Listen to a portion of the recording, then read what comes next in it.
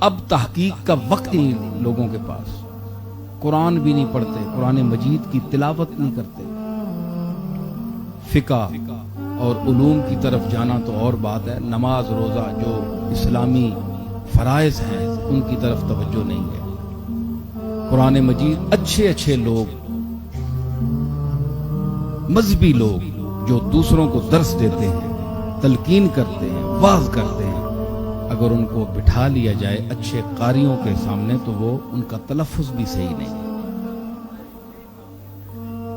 مشائخ کو دیکھیں، علماء کو دیکھیں کہ ان کا تلفظ خراب ہے، قرآن مجید صحیح نہیں پڑھ سکتے، تو قرآن مجید کا سمجھنا وہ تو بعد کی بات ہے۔ تو یہ بنیادی خامیاں ہیں ہم میں، ان کو دور کرنا چاہیے۔ اپنی اولاد کو، نسل کو قرآن مجید کی تعلیم دینا ضروری ہے۔